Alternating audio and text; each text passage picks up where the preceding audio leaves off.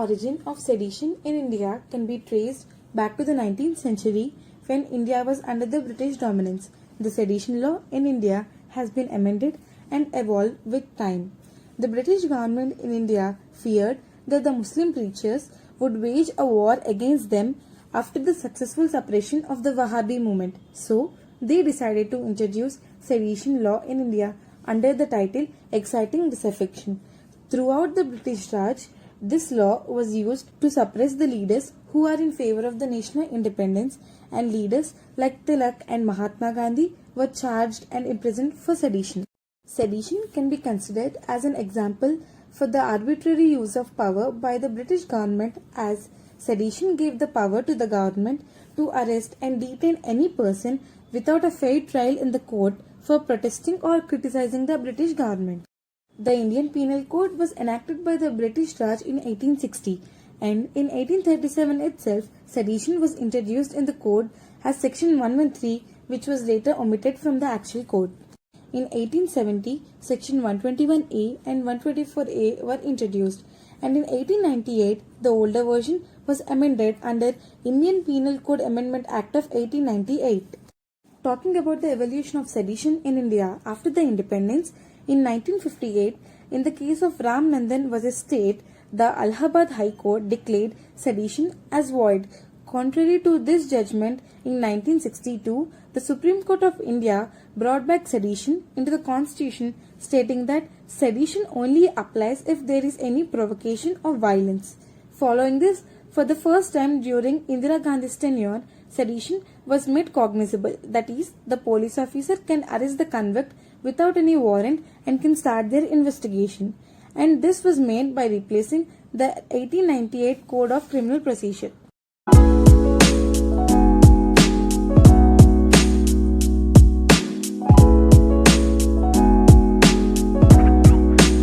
The first ever landmark case on sedition was the Queen Empress vs. Bala Gangadhar Tilak, 1897. The freedom fighter Tilak was accused to provoke violence against the Queen's rule. He was punished with an imprisonment of 3 years.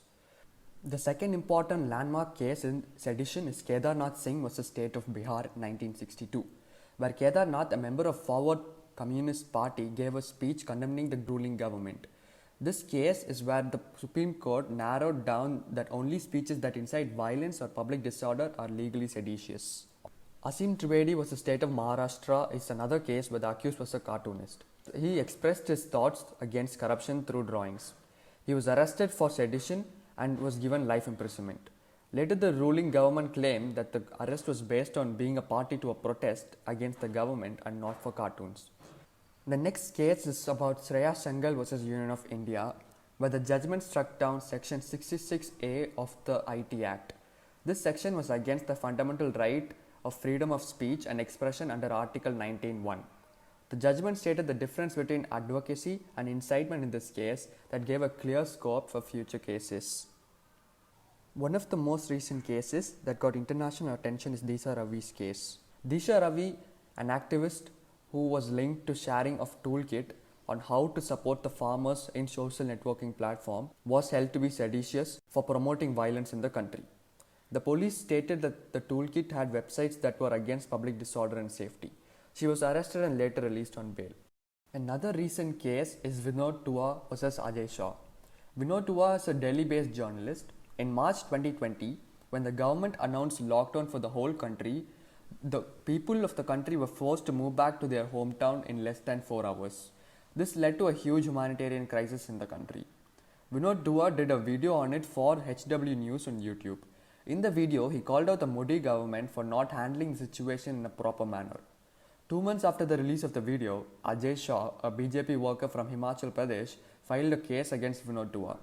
Charges that were against Vinod Dua was Section 124A sedition, Section 268 public nuisance, Section 501 printing matters to be defamatory, and Section 505 statements conducive of public mischief.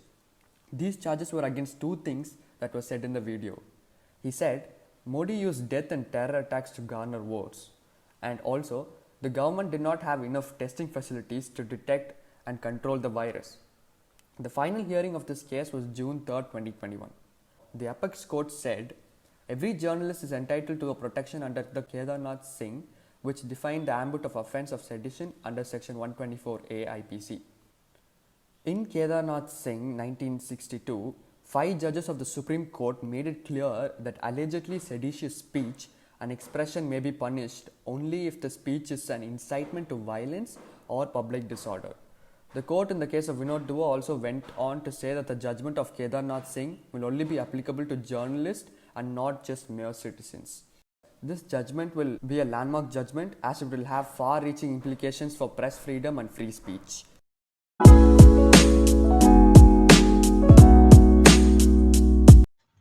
Section 124A IPC. It characterizes sedition as an offence submitted when any individual by words, either spoken or composed, or by signs, or by apparent portrayal or something else, brings attempts to bring into hatred or contempt, or attempts to exert disaffection towards the public authority set up by law in India. Disaffection includes disloyalty and all feelings of enmity.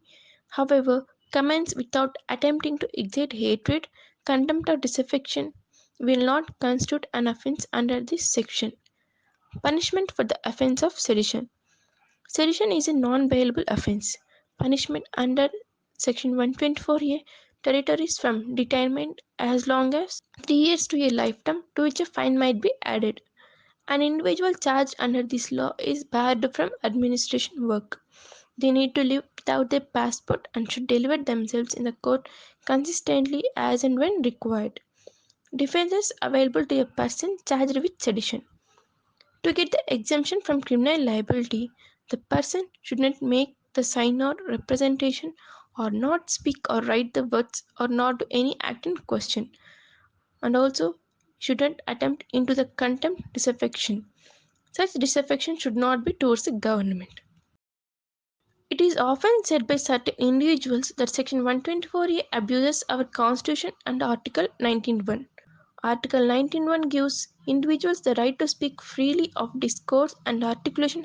However, Article 19.2 permits a state to make laws to put sensible limitations on the ability to speak freely, to ensure the security of the state, and furthermore to keep everything under control.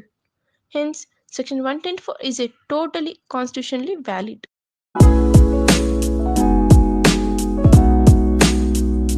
Pros. Narrow interpretation of sedition provides space for free speech. It survives test of constitutionality if interpreted narrowly to include only those cases where there was circumstantial evidence for disruption of public order and incitement of violence that led to harm of life and property. Sedition curbs incitement to revolution. Given the presence of insurgency in some states, it calls for revolution in others. Provision for action against sedition proves to be the opportunity to prevent loss of life, damage to property, while ensuring security and stability. Sedition prevents inflammatory speeches and resultant violence. It can be used to hamper inflammatory speech, which in some cases could lead to a cascade of uncontrollable events of hate and brutality. Now some cons. Misuse of sedition. Misused in contemporary democracy to curb political opposition and dissent. Many examples of sedition cases filed against media houses and journalists for performing their journalistic duty.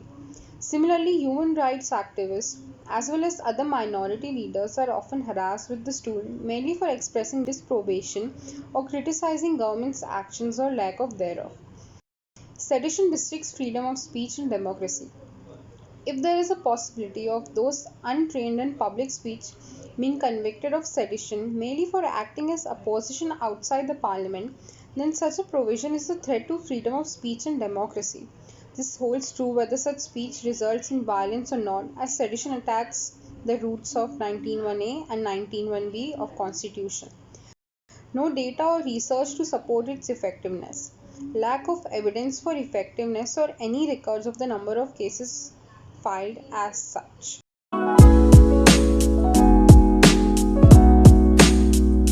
The Law Commission has rightly said, an expression of frustration over the state of affairs cannot be treated as sedition.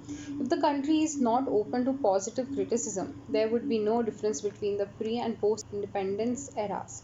Of course, it is essential to protect national integrity, given the legal opinion and the views of the government in favor of the law. It is unlikely that Section 124A will be scrapped soon. However, the section should not be misused as a tool to curb free speech.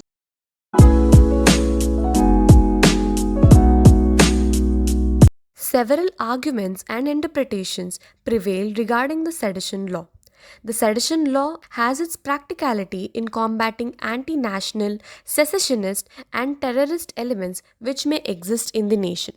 Though the British have enacted the sedition law with a purpose to suppress the anti colonialist movements and the revolutions in British India, the aspiration that the sedition law serves in the present day is very imperative. Thus, it is necessary to have such a provision to deal with these certain anti nationalistic elements. India is the largest democracy of the world, and the right to free speech and expression is a very essential ingredient for the prevailing of such a vibrant democracy. The expression or thought that is not in consonance with the government policy should not be construed as sedition. The misuse of the sedition law for personal or political gains creates apprehensions regarding the purpose and validity of it. But the law cannot be abolished only on the basis of its misuse to curb free speech. The misuse of any law will lead to severe mishappenings. Necessary steps should be taken in order to mitigate the misuse of this particular sedition law. One of the reasons for the misuse of the sedition law is its arbitrariness too. Efforts should be made to minimize the arbitrariness of the law and also to curb its misuse. The higher judiciary should use its supervisory powers to sensitize the magistracy and police to the constitutional provisions protecting free speech. Thank you.